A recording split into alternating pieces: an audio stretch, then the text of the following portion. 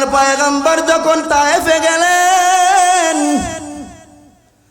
তায়েফবাসী পয়গম্বরকে কত কষ্ট দিয়েছে, কত জ্বালা যন্ত্রণা পয়গম্বরকে দিয়েছে। পয়গম্বর কোনোদিন গালি দেয় নাই। যেই নবীর শরীরে মশা মাছি পর্যন্ত বসা হারাম, ওই নবীকে বেঈমানের দলেরা পাথর দিয়ে আঘাত করছে, পাথর দিয়ে আঘাত করছে। জিব্রাইল আমিন এসে হাজির হইয়া বলে, ও পয়গম্বর, আপনি যদি অনুমতি দেন, আপনি যদি অনুমতি দেন, তায়েফবাসীকে পাহাড়ের সঙ্গে উল্টায়া ধূলিসাৎ করে দিব গো পয়গম্বর। আমার পয়গম্বর, আপনার পয়গম্বর ডেকে ডেকে বলেন, না না ও জিবরাইল, না না, তাদেরকে ধ্বংস করা যাবে না, ধ্বংস করা যাবে না। আল্লাহ তাআলা আমার এই উম্মতদেরকে হেদায়েত দান করবেন, হেদায়েত দান করবেন। তারা হেদায়েত প্রাপ্ত হবে, তাদেরকে ধ্বংস করা যাবে না। আরে নবীর উম্মতের দল, নবী আমার কত সুন্দর আখলাক দেখাইলেন, নবী আমার কত ভালো আখলাক দেখালেন, কত সুন্দর চরিত্র দেখালেন। আল্লাহর পয়গম্বরকে জিবরাইল নিচে আইসা বলে, পয়গম্বর গো, আপনি অনুমতি দিলে ধ্বংস করে দিব। রাসূল বলেন, না, আমার উম্মত বুঝে না, আমার উম্মত জানে না, তাদেরকে ধ্বংস করা যাবে না, তাদেরকে ধূলিসাৎ করা যাবে না। কিন্তু এখানে আপনি আমি যদি হতাম, এমনিতেই নিজে নিজে পারিবারিক দ্বন্দ্ব হলে একে অপরে খুন করার পর্যন্ত চিন্তা ভাবনা চলে আসে না, আসে না, আসে কি না, আসে না। কিন্তু নবী আমার কত কষ্ট সহ্য করলো, কত অন্যায় পয়গম্বর সহ্য করেছেন, তারপরও গালি দেয় নাই, কি দেয় নাই। আল্লাহর পয়গম্বর কখনো তাদেরকে গালি দেয় নাই, কখনো কোনো অশালীন ভাষা ব্যবহার করেন নাই। নবীর জামানার এক বৃদ্ধ মহিলা ছিল, পয়গম্বর যেই রাস্তা দিয়ে হাঁটতো, ওই রাস্তা দিয়া বুড়ি মহিলা কাটা বিছায়া দিত, কাটা বিছায়া দিত। কেন? আল্লাহর পয়গম্বর এই দিকে যাবেন, পয়গম্বর গেলে কাটা লেগে ব্যথা পাবে, এই জন্য অনেকদিন একের পরে কিভাবে কাটা দেয় পয়গম্বর, যায় কাটা বিদ্ধ হয়। হঠাৎ একদিন পয়গম্বর রাস্তা দিয়ে যাচ্ছেন, আর দেখেন রাস্তার মধ্যে কাটা নাই। পয়গম্বর বলেন, বুড়ি কই? যে বৃদ্ধ মহিলা আমাকে কাটা দিয়ে কষ্ট দিত, আমাকে কাটা দিয়ে আঘাত দিত, ওই মহিলাকে তো আমি খুঁজে পাচ্ছি না। আজকে কেন ওই রাস্তার মধ্যে কাটা নাই, কেন কাটা নাই? একজনকে জিজ্ঞাসা করলেন, বলেন এক বৃদ্ধ মহিলা, ওই বৃদ্ধ মহিলা যিনি কাটা দিত, ওই মহিলা তো অসুস্থ। পয়গম্বর তার বাড়ি গেলেন, যাইয়া দেখেন ওই মহিলা অসুস্থ। পয়গম্বর তাকে দেখে আসলেন। সুবহানাল্লাহ। কেমন মায়ের নবী আমার তুমি জানো? যেই মায়ের নবীর আদর্শ দেখে শত শত বেঈমানেরা কালিমা পড়ে মুসলমান হয়ে যায়, যেই নবীর আদর্শ দেখে মক্কার বড় বড় লিডারেরা পর্যন্ত কি হয়ে গেল? আশ্চর্য হয়ে গেল। সবাই মহব্বতে দুরূদ শরীফ পড়ি। আল্লাহুম্মা সাল্লি আলা সাইয়্যিদিনা ওয়া মাওলানা মুহাম্মদ ওয়া আলা আলিহি ওয়া আসহাবিহি ওয়া সাল্লাম।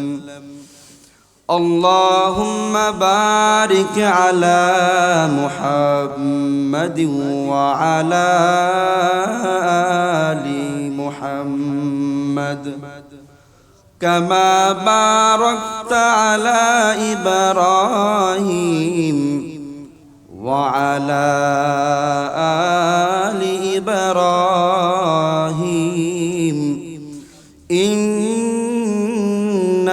حميد مجيد।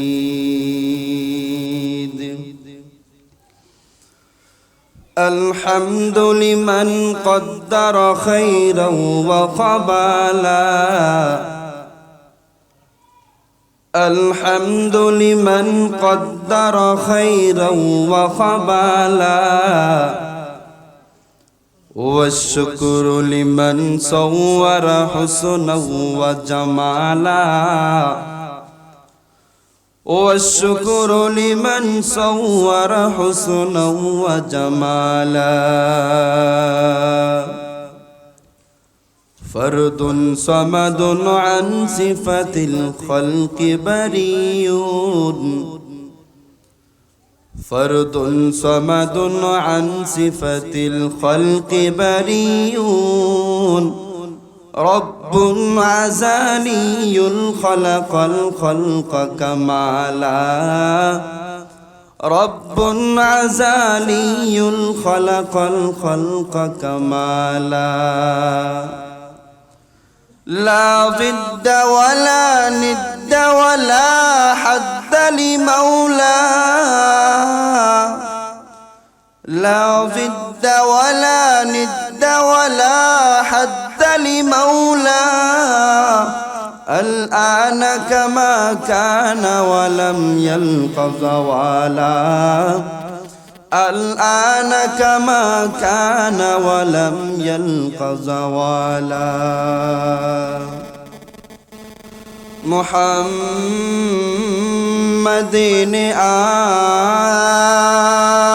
आकर कुफ्र को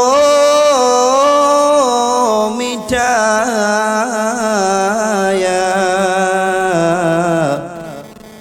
कुफ्र को मिटाकर सदाकत बताया कुफ्र को मिटाकर सदाकत बताया अल्हम्दुलिल्लाह पाटलीपाड़ा नुरानी तालीमुल कुरआन माद्रासार उद्योगे आयोजित আজকের এই মাহফিলের সম্মানিত সভাপতি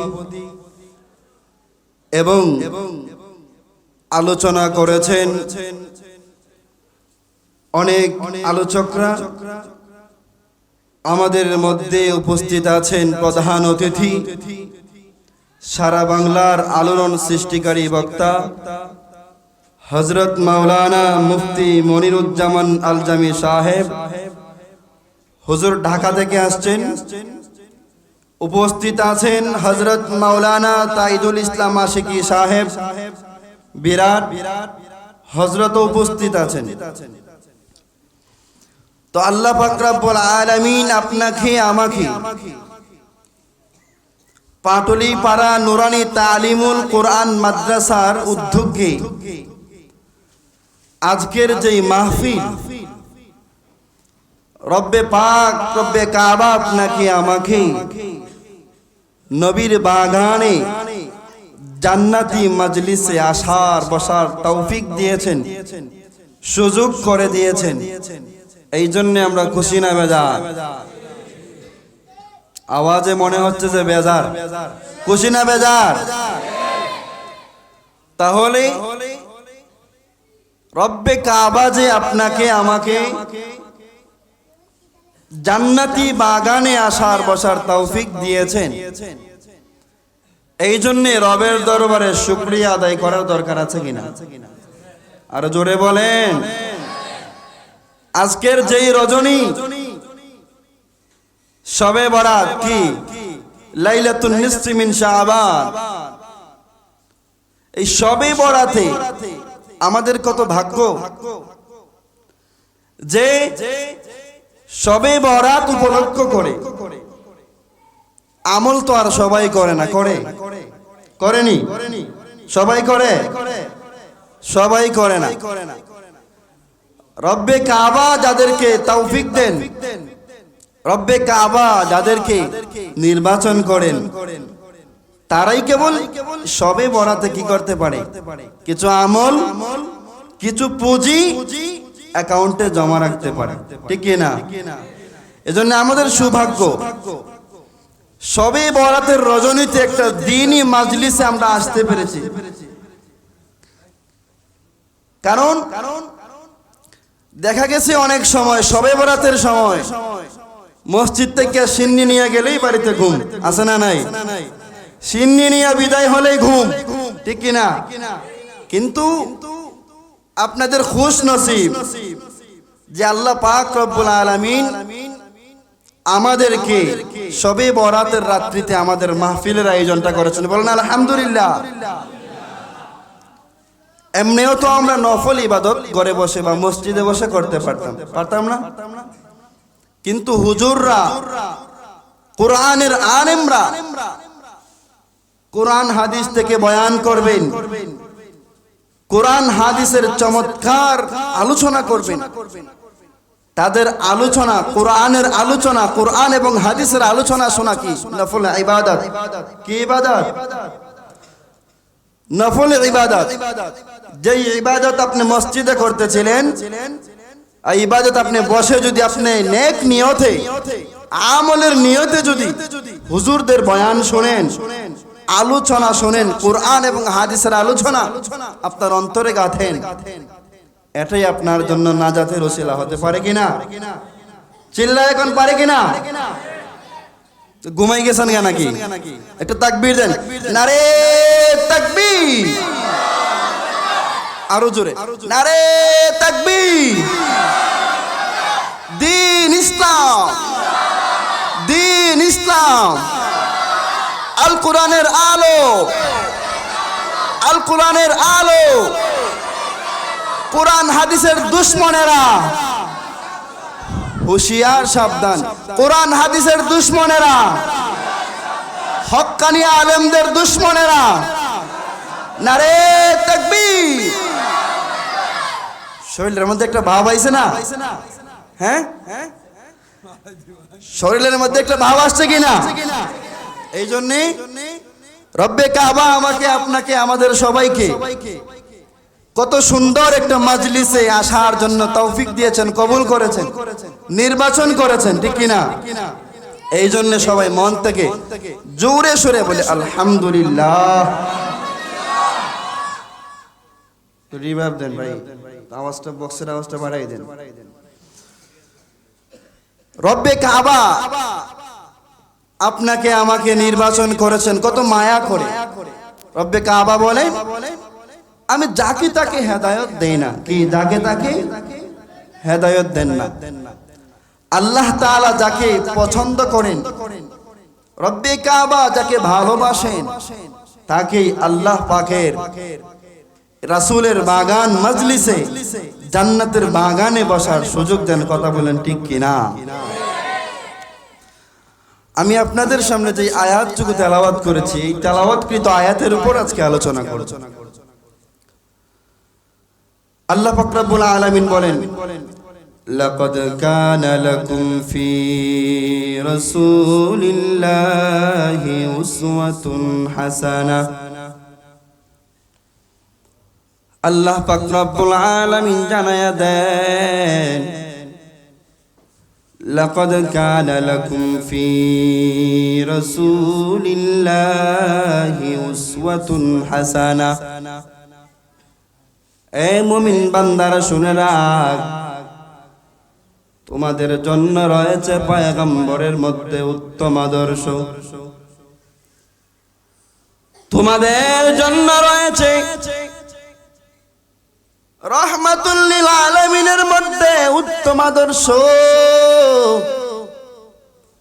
রব্বে কাবা বলেন, হে দুনিয়ার মানুষ, আমি আল্লাহ তাআলা তোমাদেরকে যেই নসিহত করতেছি, আমার পয়গম্বর মুহাম্মদ আরবি সাল্লাল্লাহু আলাইহি ওয়াসাল্লামের আদর্শ তোমরা যদি গ্রহণ করতে পারো, তোমরা যদি রাসূলের আদর্শ অনুযায়ী চলাফেরা করতে পারো, তোমরা যদি দুনিয়াতে পয়গম্বরের আদর্শিত হয়ে রাষ্ট্র চালাইতে পারো, সমাজ চালাইতে পারো, পারিবারিক জীবন চালাইতে পারো রে গোলাম, তাহলে মনে রাখো রাসূলের আদর্শ, পয়গম্বর সাল্লাল্লাহু আলাইহি ওয়াসাল্লামের আদর্শটা কেমন ছিল। সাহাবায়ে কেরাম রাদিয়াল্লাহু তাআলা আনহুম আজমাইন আম্মা জান আয়েশাকে জিজ্ঞাসা করে, ওগো আম্মা জান আয়েশা, পয়গম্বরের আদর্শ সম্পর্কে আমাদেরকে একটু বর্ণনা করিয়ে দাও। আম্মা জান আয়েশা বলেন, ও সাহাবায়ে কেরাম, শুনো শুনো শুনো রে, তোমরা কি কোরআন পড়ো না? কোরআনের শুরু থেকে শেষ পর্যন্ত যা আমার পয়গম্বরের আদর্শই হলো তা।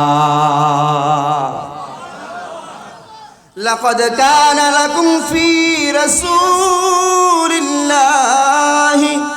উসওয়াতুন হাসানাহ, তোমাদের জন্য রয়েছে পয়গম্বরের মধ্যে উত্তম আদর্শ। আদর্শ কিভাবে গ্রহণ করবা, কিভাবে আদর্শ তুমি মানবা? এর নবীর উম্মতের দল, আজকে তো আমাদের মধ্যে আদর্শ নাই বললেই চলে, কথা কোন ঠিক কিনা? আদর্শ কিভাবে? আপনাকে একজনে গালি দিয়েছে, আপনি পাল্টা গালির জবাব দিয়েছেন, দেন নাই? এমন আছে না? আপনাকে একজনে গালি দিয়েছে, আপনাকে খারাপ ভাষায় বকছে, আপনাকে অশালীন ভাষায় গালি দিয়েছে, আপনি তার পাল্টা জবাব দিয়ে দিলেন। এটা রাসূলের আদর্শ হতে পারে না। ও আশিকে রাসূল দাবিদার ভাই, একটু ভালো করে শুনে রাখো, কান লাগায়া শোনো, দিলের মন লাগায়া শুনো। আশিকে রাসূল, প্রকৃত আশিকে রাসূল কারা? প্রকৃত আশিকে রাসূল তো তারা যারা রাসূলের আদর্শ পুঙ্খানুপুঙ্খ ভাবে আদায় করে, কথা বলেন ঠিক কিনা? আপনাকে একজনে গালি দিয়ে দিছে, আপনি গালির বদৌলতে তারে ভালোবাসা আপনি দেন, তাহলেই তো আপনি প্রকৃতপক্ষে আশিকে রাসূল। আপনাকে একজনে বকা দিয়েছে, আপনি তারে ভালোবাসা দিয়ে বুকে জড়ায় দেন, এটা প্রকৃত আশিকে রাসূল। আর এটাই হলো আমার পয়গম্বরের আদর্শ, কথা বলেন ঠিক কিনা? পয়গম্বরের এক সাহাবী, বৃদ্ধ সাহাবী, গ্রাম্য এক সাহাবী, আল্লাহর রাসূলের দরবারে আসছেন। রাসূলের দরবারে, এই মুসলমান, জলচুকার মুসলমান, কানের দিন লাগায়া মনোযোগ দিয়া শোনো রে বাবা। ওই সাহাবী গ্রাম থেকে আইসা পয়গম্বর আরবি সাল্লাল্লাহু আলাইহি ওয়াসাল্লামের দরবারে এসে উপস্থিত হয়ে গেল। মাজলিস যখন শেষ হয়ে গেল, ওই গ্রাম্য সাহাবী কি করছে জানেননি? ওই গ্রাম্য সাহাবী তার ইস্তেঞ্জায় ধরছে, মানে প্রস্রাবে বেগ দিয়েছে খুব বেশি। ওই গ্রাম্য সাহাবী মসজিদ থেকে একটু কোনায় বের হইয়া বারান্দায় প্রস্রাব করে দিয়েছে। সাহাবায়ে কেরাম থেকে তো মাথা গরম, আরে কি মসজিদে নববীতে প্রস্রাব করে দিল? পয়গম্বর বলেন, সাহাবায়ে কেরাম দাঁড়াও, ওই লোককে তোমরা কিছু বলবা না, তার প্রস্রাব করতে দাও, তার কাজ তাকে তোমরা সারতে দাও, তাকে বাধা দিবা না। কারণ একটা মানুষ যখন জরুরতের মধ্যে যখন যায়, জরুরত সারার আগে মধ্যে দিয়ে তার ডিস্টার্ব দিলে তার সমস্যা হতে পারে, তার মারাত্মক ধরনের সমস্যা হতে পারে। পয়গম্বর বলেছেন, ও সাহাবায়ে কেরাম দাঁড়াও দাঁড়াও দাঁড়াও, তাকে তোমরা কিছু করবা না, তার কাজটা তোমরা শেষ করতে দাও। ওই সাহাবায়ে কেরাম চুপ হয়ে গেলেন। আল্লাহর পয়গম্বর সাহাবায়ে কেরামকে বললেন, ও আমার সাহাবায়ে কেরাম, শোনো রে শোনো, তারে ধমক দিবা না, কিছু বলবা না। সাহাবায়ে কেরাম চুপ হয়ে গেলেন, কিছু বলেন না। ওই লোকটা তার কাজ সারার পর পয়গম্বর ডেকে নিয়ে আনলেন। ও সাহাবী শোনো, তুমি যে কাজটা করেছো, এটা আসলে কাজটা তুমি ঠিক করো নাই। কারণ এটা হলো মসজিদ, মসজিদ হলো বাইতুল্লাহ, আল্লাহর ঘর। আল্লাহর ঘরে তুমি এই কাজটা করেছো, মোটেও ঠিক হয় নাই। সাহাবায়ে কেরামকে রাসূল তা মানেন। এবার রাসূল নিজে ওই সাহাবীকে বোঝাচ্ছেন, ও সাহাবী, বেদুইন সাহাবী, শোনো শোনো শোনো, তুমি যেই কাজটা করলা রে, এই কাজটা তো তুমি ঠিক করো নাই। আল্লাহর পয়গম্বর ওই সাহাবীকে বুঝাইতেছেন। এবার ওই গ্রাম্য সাহাবী মনে মনে চিন্তা করলো, হায় রে, কেমন নবী আমার, আর কোন মানুষ যদি হয়তো, অন্য কেউ হতো কি করতে? আপনি আমি হলে কি করতাম? আপনি আমি হলে তারে মসজিদের ভিতরে মাইরা ফিটটা শেষ করে দাফন কইরা দিতাম। কথা বলেন ঠিক কিনা? সাধারণ বাচ্চারা মসজিদে আসলে চিল্লা পাল্লা করলে মুসল্লিদের মাথা গরম হয়ে যায়, ঠিক নেই? যদি ওই রকম আদর্শ আমাদের থাকতো, ওই রকম আদর্শ যদি লালন করতার যুবক, তাহলে তাদেরকে ভালোবাসা দিয়া বুকে জড়াইয়া আইনা তাদেরকে আস্তে আস্তে বলতো, বাবা, মসজিদ আল্লাহর ঘর, ওইখানে দুষ্টামি করা যায় না, ওইখানে কথা বলা যায় না, হই হল্লা করা যায় না। কথা বলেন ঠিক কিনা? ওই সাহাবী পয়গম্বরের আদর্শ দেখে সাহাবী বাড়ির দিকে রওনা হয়ে গেলেন। আল্লাহর পয়গম্বর ডেকে আনলেন, সাহাবী দিকে আসো, ও সাহাবী দিকে আসো। বলে, তুমি এইদিকে আসো। আল্লাহর পয়গম্বর বলেন, তোমার জামাটা তো ময়লা হয়ে গেল, ও সাহাবী দিকে আয় আয়। আল্লাহর পয়গম্বর নিজের একটা জামা ওই সাহাবীকে উপহার দিলেন। সুবহানাল্লাহ। ওই লোকটা জামা নিয়ে রওনা হয়ে গেল। আল্লাহর পয়গম্বর ডাক দিয়ে বলে, ও সাহাবী, আয় এইদিকে আয়। সাহাবীকে জিজ্ঞাসা করলেন, তুমি তো আসার সময় পায়ে হেঁটে আসলা, তোমার তো কোনো বাহন নাই, পায়ে হেঁটে আসলা, অনেক কষ্ট হয়েছে তোমার, তুমি এদিকে আসো। আল্লাহর পয়গম্বর তার একটা বাহন হাদিয়া দিলেন। সুবহানাল্লাহ। আল্লাহর পয়গম্বর সাল্লাল্লাহু আলাইহি ওয়াসাল্লাম দূর ব্যবহার করবে দূরের কথা, পয়গম্বরের যাওয়া একটা হাদিয়া দিয়ে দিলেন। আবার হেঁটে আসছে, কষ্ট হবে বিদায় বাহন দিয়ে দিলেন, যাও। ওই সাহাবী রওনা হয়ে গেল। যাওয়ার পথে চিৎকার দেয় আর বলে, কই কই তোমরা, কই শুনছনি? আমি এমন একজন শিক্ষকের দেখা পেলাম, আমি এত বড় অন্যায় করার পরেও, এত বড় অপরাধ করেও ওই শিক্ষকে আমাকে কোনো ধমক পর্যন্ত দেয় নাই, কোনো গালি পর্যন্ত দেয় নাই।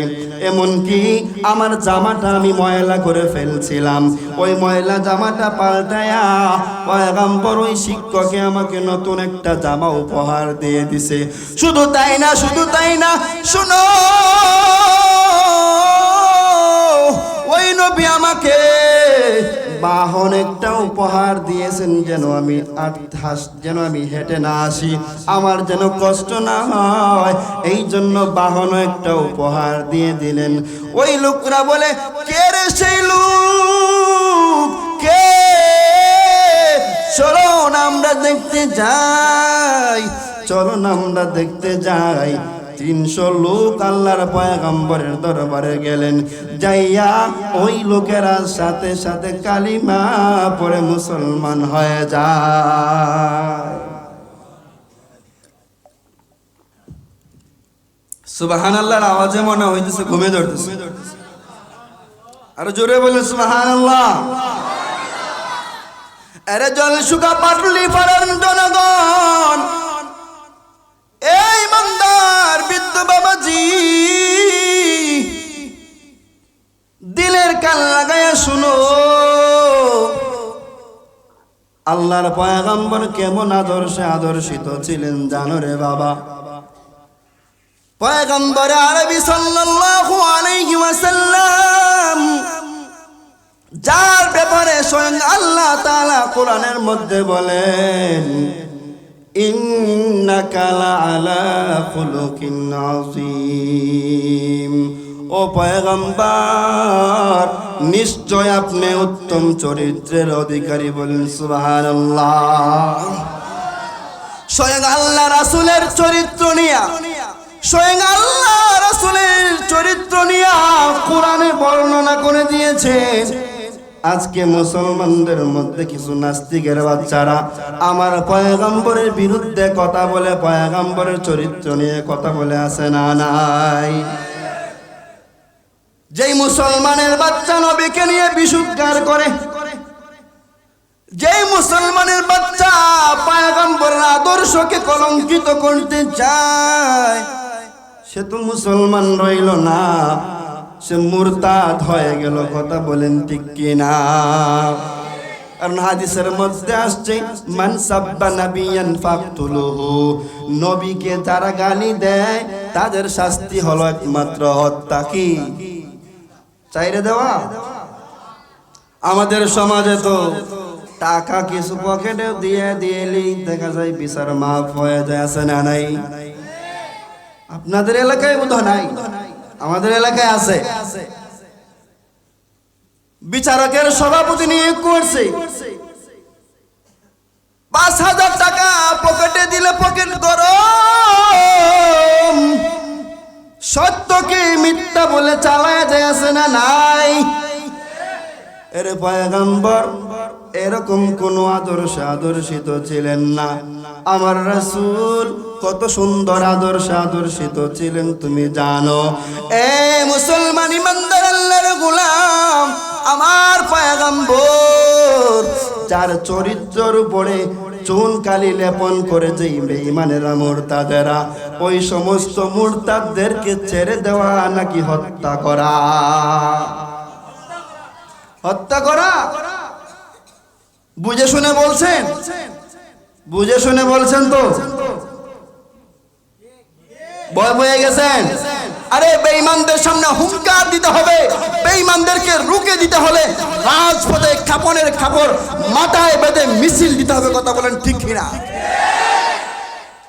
আরে বেঈমানেরা তো আমার রাসূলকে কষ্ট কম দেয় নাই। আমার রাসূল আদর্শের কারণে, আমার রাসূলের আদর্শের কারণে লক্ষ লক্ষ বেঈমানেরা মুসলমান হয়ে ইসলামের ছায়া তলে আসছে। সুবহানাল্লাহ বলবেন না? পয়গম্বরে আরবি তায়েফের ময়দানে গেলেন, তায়েফবাসীকে দাওয়াত দেওয়ার জন্য পয়গম্বর যখন তায়েফ শহরে যখন ঢুকলেন, ওইদিকে কাফের বেঈমানেরা ঘোষণা দিয়ে দিল, ওই যে দেখো রে দেখো মুহাম্মদ, ওই যে পাগল মুহাম্মদ যাইতেছে, শোনো রে শোনো, পাগল মুহাম্মদ যাচ্ছে।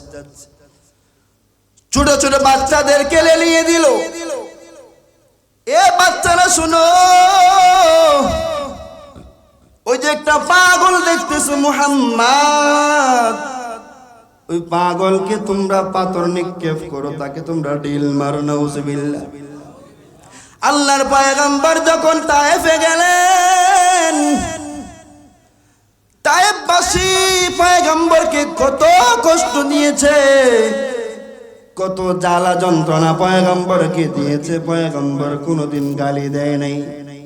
যেই নবীর শরীরে মশা মাছি পর্যন্ত বসা হারাম, ওই নবীকে বেঈমানের দলেরা পাথর দিয়ে আঘাত করছে, পাথর দিয়ে আঘাত করছে। জিবরাইল আমিন এসে হাজির হইয়া বলে, ও পয়গম্বর, আপনি যদি অনুমতি দেন, আপনি যদি অনুমতি দেন, তায়েফবাসীকে পাহাড়ের সঙ্গে উল্টায়া ধূলিসাৎ করে দিব গো পয়গম্বর। আমার পয়গম্বর, আপনার পয়গম্বর ডেকে ডেকে বলেন, না না ও জিবরাইল, না না, তাদেরকে ধ্বংস করা যাবে না, ধ্বংস করা যাবে না। আল্লাহ তাআলা আমার এই উম্মতদেরকে হেদায়েত দান করবেন, হেদায়েত দান করবেন। তারা হেদায়েত প্রাপ্ত হবে, তাদেরকে ধ্বংস করা যাবে না। আরে নবীর উম্মতের দল, নবী আমার কত সুন্দর আখলাক দেখাইলেন। নবী আমার কত ভালো আখলাক দেখালেন, কত সুন্দর চরিত্র দেখালেন। আল্লাহর পয়গম্বরকে জিবরাইল নিচে আইসা বলে, পয়গম্বর গো, আপনি অনুমতি দিলে ধ্বংস করে দিব। রাসূল বলেন, না, আমার উম্মত বুঝে না, আমার উম্মত জানে না, তাদেরকে ধ্বংস করা যাবে না, তাদেরকে ধূলিসাৎ করা যাবে না। কিন্তু এখানে আপনি আমি যদি হতাম, এমনিতেই নিজে নিজে পারিবারিক দ্বন্দ্ব হলে একে অপরে খুন করার পর্যন্ত চিন্তা ভাবনা চলে আসে না? আসে না? আসে কি না? আসে না? কিন্তু নবী আমার কত কষ্ট সহ্য করলো, কত অন্যায় পয়গম্বর সহ্য করেছেন, তারপরও গালি দেয় নাই। কি দেয় নাই? আল্লাহর পয়গম্বর কখনো তাদেরকে গালি দেয় নাই, কখনো কোনো অশালীন ভাষা ব্যবহার করেন নাই। নবীর জামানার এক বৃদ্ধ মহিলা ছিল, পয়গম্বর যেই রাস্তা দিয়ে হাঁটতো, ওই রাস্তা দিয়া বুড়ি মহিলা কাটা বিছায়া দিত, কাটা বিছায়া দিত। কেন? আল্লাহর পয়গম্বর এই দিকে যাবেন, পয়গম্বর গেলে কাটা লেগে ব্যথা পাবে, এই জন্য অনেকদিন একের পরে কিভাবে কাটা দেয়, পয়গম্বর দেয়, কাটা বিদ্ধ হয়। হঠাৎ একদিন পয়গম্বর রাস্তা দিয়ে যাচ্ছেন, আর দেখেন রাস্তার মধ্যে কাটা নাই। পয়গম্বর বলেন, বুড়ি কই? যে বৃদ্ধ মহিলা আমাকে কাটা দিয়ে কষ্ট দিত, আমাকে কাটা দিয়ে আঘাত দিত, ওই মহিলাকে তো আমি খুঁজে পাচ্ছি না। আজকে কেন ওই রাস্তার মধ্যে কাটা নাই? কেন কাটা নাই? একজনকে জিজ্ঞাসা করলেন, বলেন এক বৃদ্ধ মহিলা, ওই বৃদ্ধ মহিলা যিনি কাটা দিত, ওই মহিলা তো অসুস্থ। পয়গম্বর তার বাড়ি গেলেন, যাইয়া দেখেন ওই মহিলা অসুস্থ। পয়গম্বর তাকে দেখে আসলেন। সুবহানাল্লাহ! কেমন মায়ের নবী আমার তুমি জানো? যেই মায়ের নবীর আদর্শ দেখে শত শত বেঈমানেরা কালিমা পড়ে মুসলমান হয়ে যায়, যেই নবীর আদর্শ দেখে মক্কার বড় বড় লিডারেরা পর্যন্ত কি হয়ে গেল? আশ্চর্য হয়ে গেল। ওইদিকে আবু জাহেল মুহাম্মাদের তেলাওয়াত কেউ শুনতে পারবে না, মুহাম্মাদের কাছে কেউ যাইতে পারবে না। কেন? বলে মুহাম্মদ বাপ দাদার কিচ্ছা কাহিনী কয়, বানায়া বানায়া কবিতা আবৃত্তি করে, তার কবিতা কেউ শুনতে যাইবা না, তার কথা কেউ শুনতে যাইবা না। এক রাত আল্লাহর পয়গম্বর মসজিদে তেলাওয়াত করতেছেন, কোরআন তেলাওয়াত করতেছেন। পয়গম্বর কোরআন তেলাওয়াত করতেছেন, কত মধুর আওয়াজে কোরআন তেলাওয়াত করতেছেন। পয়গম্বরের তেলাওয়াত শোনার জন্য ওই যে আবু জাহেল নিষেধ করেছিল, মুহাম্মদের তেলাওয়াত শোনা যাবে না। পয়গম্বর যখন তেলাওয়াত শুরু করলেন, ওইখানে সবার আগে আবু জাহেল যাইয়া উপস্থিত হয়ে গেল, তেলাওয়াত শুনতেছে। হঠাৎ আস্তে আস্তে আস্তে আস্তে দেখা যায় মসজিদের চতুর্দিক ভরে গেছে। তাকাইয়া দেখে কেরে আমগো লিডার দিকে সবার আগে এসে উপস্থিত হয়ে গেল। লিডারকে জিগায়, ও লিডার, ও আবু জাহেল, তুমি তো আমাদেরকে নিষেধ করেছিলা মুহাম্মদের তেলাওয়াত শুনবো না, মুহাম্মদ হলো পাগল, মুহাম্মদ বানায়া বানায়া কিচ্ছা কাহিনী কয়, কিন্তু তুমি কেন সবার আগে তেলাওয়াত শোনার জন্য আসলা? আজকে বলতে হবে। পড়ছিনি ফাদার জিফা? আবু জাহেল আমার বলে, ও কওমের লোকেরা শোনো, মুহাম্মাদের তেলাওয়াত না শুনলে আমার ঘুমে ধরে না। মুহাম্মদ যদি তেলাওয়াত করে আমার কাছে ভীষণ ভালো লাগে। আর জোরে বলেন, আল্লাহ আল্লাহ ক্যা মুবারক নাম अल्लाह अल्लाह तू मेरा माबूद है या इलाही मुझसे मुझको दूर कर ताके देखो मुझ में तुझको एक नजर या इलाही तू मेरा माबूद है या इलाही तू मेरा माशूक है। পয়গম্বরের আদর্শ কেমন তুমি জানো? ও পাটুলি পাড়ার মুসলমান, আমার পয়গম্বরের আদর্শ কেমন তুমি জানোনি? আমার পয়গম্বর একদিন এক ইহুদির সাথে চুক্তিবদ্ধ হয়েছিল। পয়গম্বর কূপ থেকে পানি তুলে দিবেন আর ইহুদির বিনিময়ে 1 দিরহাম দিবে। পয়গম্বর ইহুদির সঙ্গে চুক্তিবদ্ধ হওয়ার পর আল্লাহর পয়গম্বর বালতির সাথে রশি বাইধা পানি তুলতেছেন। হঠাৎ করে ওই রশি থেকে বালতিটা ছোটে কূপের মধ্যে পড়ে গেল। ইহুদি পয়গম্বরের গালে একটা থাপ্পড় মারছে। পয়গম্বর বলে, ইহুদি ভাই তোমার হাতে কি কোনো ব্যথা পাইছো নাকি? সুবহানাল্লাহ। ও ইহুদি ভাই তুমি কি তোমার হাতে ব্যথা পাইলা? ইহুদি বলে, কি ব্যাপার? আমি থাপ্পড় দিলাম, পয়গম্বরকে থাপ্পড় দিলাম, নবীকে থাপ্পড় দিলাম। প্রতিশোধ না নিয়ে জিজ্ঞাসা করতেছে হাতে কি ব্যথা পাইলেন? ইহুদির মন পাল্টাচ্ছে পাল্টাচ্ছে, আস্তে আস্তে ইহুদির মন কেমন জানি নরম হয়ে যাচ্ছে। ইহুদি বলে, তুমি আমার সঙ্গে চুক্তিবদ্ধ হইলা, তোমার হাত থেকে বালতিটা পড়ে গেল। কেন পড়ে গেল? রশি চিরা বালতি কেন কূপে পড়লো?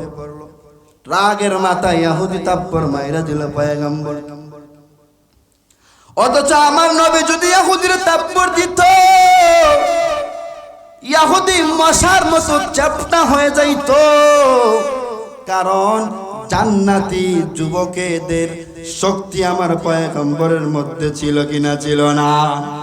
আল্লাহর পয়গম্বর যদি থাপ্পড় দিত, পিপিলিকার মতো মাটির সাথে এইভাবে মিশে যাইতো। কিন্তু পয়গম্বর থাপ্পড় দেন না, আর ওইভাবে বলেছেন, ও ইহুদি ভাই তোমার হাতে কি ব্যথা পাইলা নাকি ব্যথা পাইছ? ওই ইহুদি আবার আল্লাহর পয়গম্বরকে থাপ্পড় দেওয়ার পর ইহুদির মন কেমন জানি নরম হয়ে আসতেছে। আল্লাহর পয়গম্বর কূপের ধারে গেলেন, হাতটা এভাবে বাড়ালেন।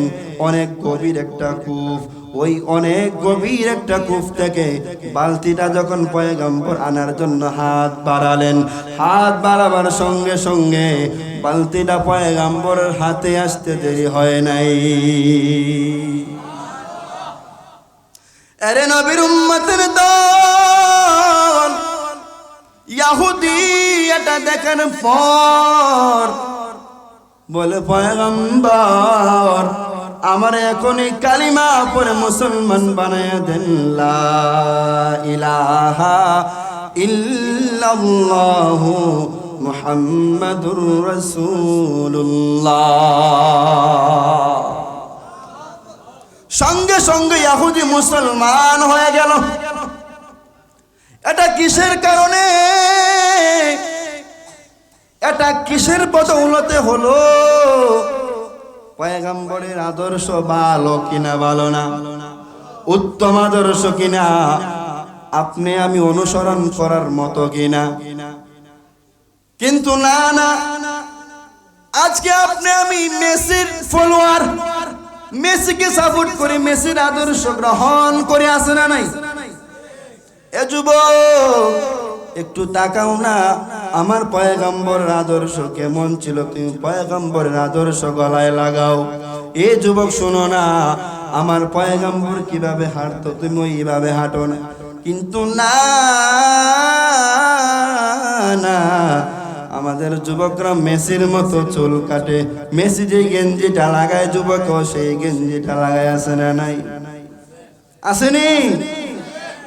কেউ কথা কই না করে? আছে না? বুঝছেন না আপনারা? বুঝছো? হায় হায় হায়, কই গেল আমাদের আদর্শ, কই গেল রাসূলের আখলাক? এখন দেখা যায় মাইয়ারাও পুরুষের পোশাক নিয়ে টানাটানি আছে না নাই?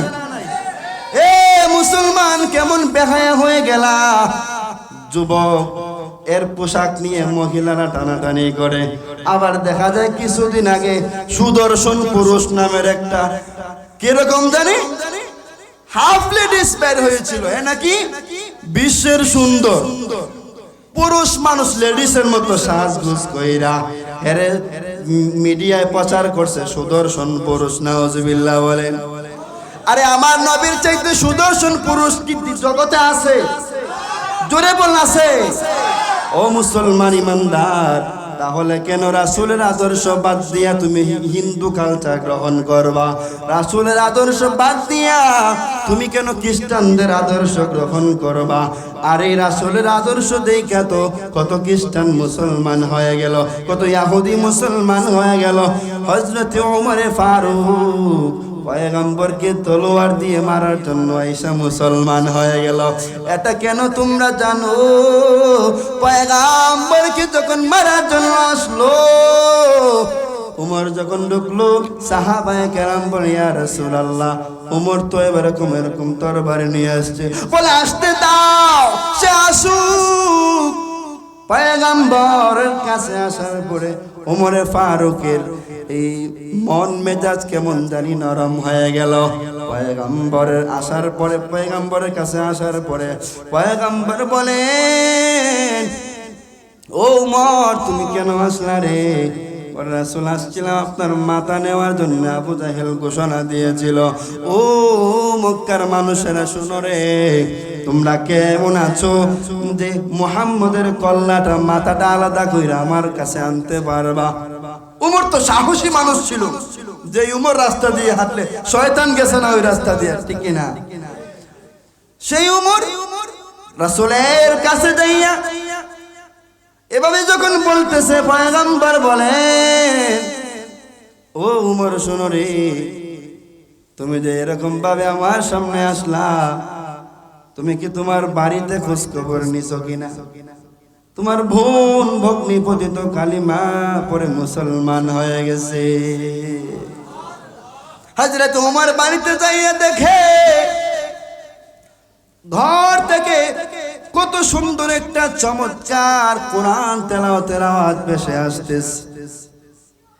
হযরত ওমর কান লাগায়া শুনতেছেন। শোনার পরে এইভাবে দরজার মধ্যে কোরআন আনলেন। ওমর ডেকে ডেকে বলে, ও আমার আদরের বোন, তোমরা কি তেলাওয়াত করেছিলা, কি পাঠ করেছিলা, আমাকে শোনাও না। হযরত উমরের টুকনি দেখা বোনে কি করছে, কোরআন শরীফ লুকায়া ফেলছেন, মানে ঢেকে ফেলছেন, যেন উমরে দেখতে না পায়। উমরে দেখলে তো তারে মারধর করতে পারেন, কিন্তু উমরের মন তো পয়গম্বরের কাছেই পরিবর্তন হয়ে আইসা পড়ছেন। হযরত উমরকে বলে, ও ভাই উমর, এটা এমন এক কালাম, এই কালাম অপবিত্র অবস্থায় ধরা যায় না, ওই কালাম নাপাক অবস্থায় ধরা যায় না। এই কালাম ধরতে হলে পবিত্রতা অর্জন করতে হবে। হযরত ওমর গেলেন, যাইয়া পবিত্রতা হাসিল কইরা ও সবাই মিলা এখানে কোরআন তেলাওয়াত করেছে। নবী দরবারে এসে বলে, ও পয়গম্বর,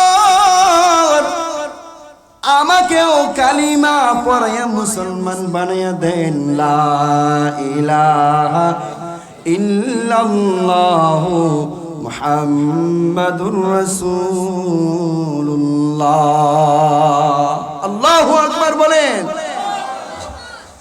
এমন এতিম নবী আমার,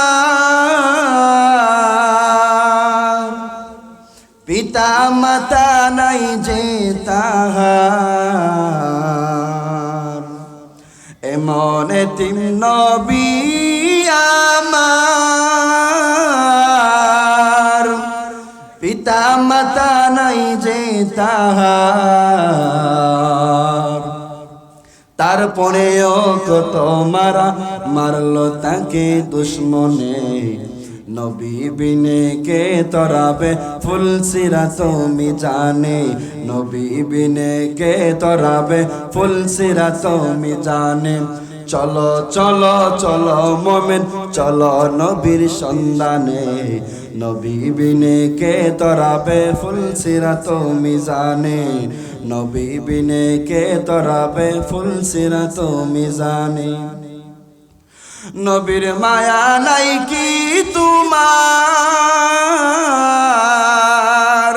কেমনে কষ্ট দাও যে আবার নবীর মায়া নাই কি তোমার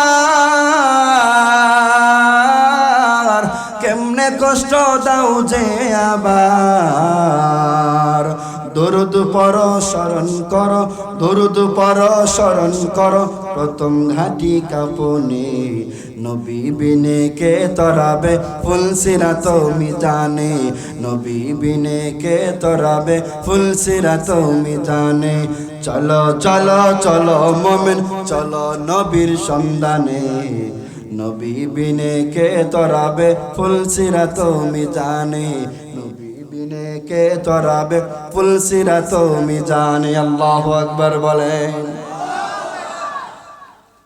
আরে নবীর উম্মতের দল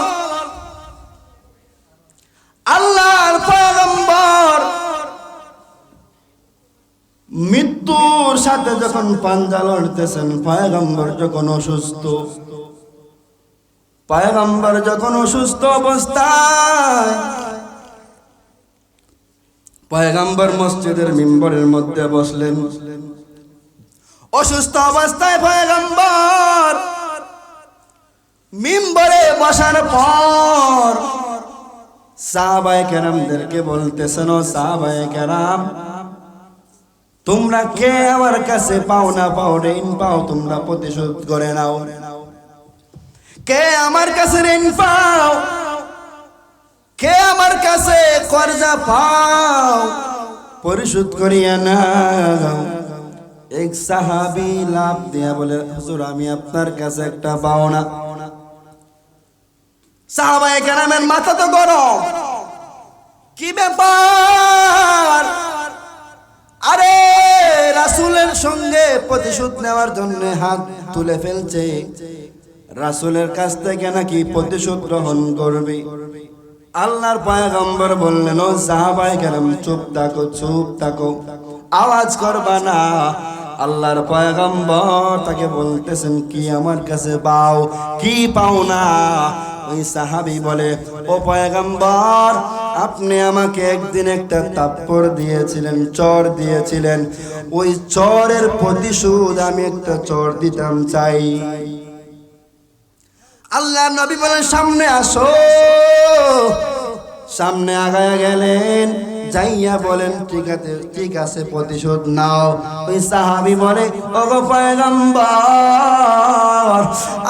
আপনি যখন আমাকে সর দিয়েছিলেন আমার শরীরে কোনো কাপড় ছিল না আমার শরীর ছিল খালি আমার শরীরে কোনো পোশাক ছিল না গো পয়গম্বর আপনাকে যদি আমি প্রতিশোধ নিতে চাই আপনাকে যদি আমি এটার প্রতিশোধ নিতে চাই আপনার জামাটা খুলতে হবে বলেন না সুবহানাল্লাহ জামাটা খোলার পর নবী বলেন ঠিক আছে জামাটা খুলেছেন পয়গম্বর জামা খোলার সঙ্গে সঙ্গে ওই সাহাবী পয়গম্বরের পিছনে যাইয়া নবীর মোহরে নবুয়তের মধ্যে চুমু দিয়া দিয়েছেন সুবহানাল্লাহ পয়গম্বর বলে সাহাবী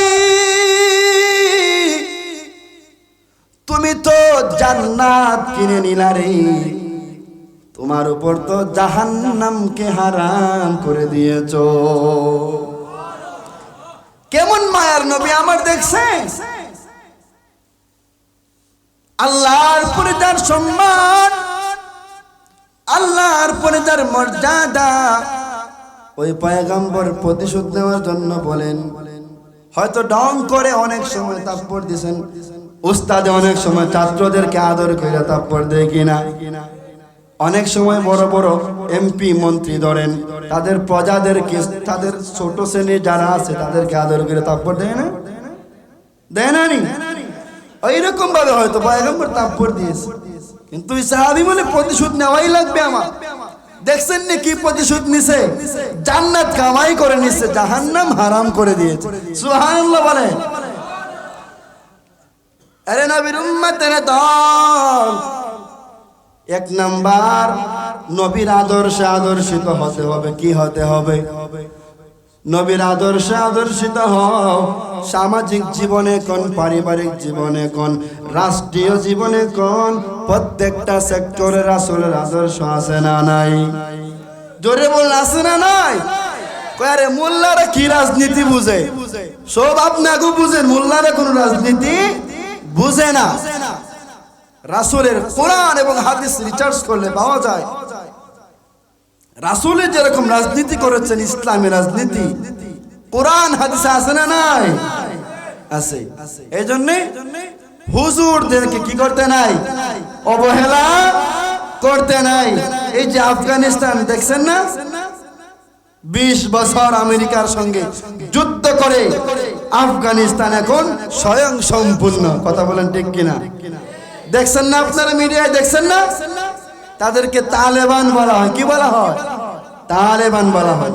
যেই আমেরিকায় তাদেরকে সন্ত্রাস বলতো, জঙ্গি বলতো, তারা এখন তাদেরকেই বলে তারাই প্রকৃত যোদ্ধা। কথা বলেন ঠিক কিনা? এই জন্যে রাসূলের আদর্শ যেখানে আছে, রাসূলের আখলাক যেখানে আছে, সেখানে ইসলাম কায়েম হবে। কথা বলেন ঠিক কিনা? শত্রু আপন হয়ে যায় আদর্শ দেখে। আপনার শত্রু আপনার আপন হবে আপনার আদর্শ দেখে। আপনার সঙ্গে জনের ঝগড়া, আপনাকে সে আপনার সঙ্গে কথা বলে না, তার আপনি সালাম দিয়ে দেন, কি হয়ে যাবে? সব ডিসমাস হয়ে যাবে। সালাম দিয়ে দিলে সে আপনার সঙ্গে কথা বলতে বাধ্য। কথা বলেন ঠিক কিনা? এই জন্য আখলাক গুরুত্বপূর্ণ একটা কি সাবজেক্ট। কি?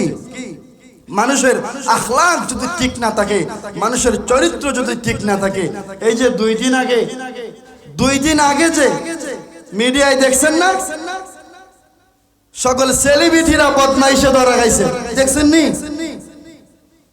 7 বছর 8 বছর 12 বছরের বাচ্চাদেরকে দিয়ে যৌন কাজ করেছে বলে নাউজুবিল্লাহ। এই সমস্ত নাফরমানি কাজ যারা করেছে বড় বড় সেলিব্রিটি, এর মধ্যে আমাদের মেসিও আছে। নাউজুবিল্লাহ বলেন। এই যুবক, সমকামিতার মধ্যে মেসিও জড়িত আছে। তুমি মেসিকে সাপোর্ট করলা কিভাবে? মেসি তোমার আদর্শ হয় কিভাবে? মেসি তোমার ভালোবাসার পাত্র হয় কিভাবে? হাসরের ময়দানে যদি আল্লাহর রাসূল জিজ্ঞাসা করেন, এ আমার উম্মত, হাউজে কাউসারের পানি যে পান করতি, কারে মহব্বত করছিলি? মেসি রে। যা মেসির দ্বারা যা, মেসি তোরে পানি পান করাইব। যদি এরকম বলে দেয়, উপায় আছে? এক দলকে আল্লাহ রাসূল তাড়াইয়া দিবেন, যাও। কেন? তারা রাসূলের আদর্শের উপর অটল থাকে নাই, রাসূলের আখলাকের উপর অটল থাকে নাই, মন গড়া জীবন যাপন করেছে। এই জন্য রাসূল বলবেন, সুহকান সুহকান লিমান গায়্যারা বাদি, যাও তোমরা এখান থেকে সরে যাও, তোমরা আমার কাছে আসবে না। বলেন নাউজুবিল্লাহ। আমরা কি তারানোওয়ালা দলের অন্তর্ভুক্ত হতে চাই, নাকি গ্রহণ করা দলের অন্তর্ভুক্ত হতে চাই? গ্রহণ করা দলের অন্তর্ভুক্ত হতে চাই।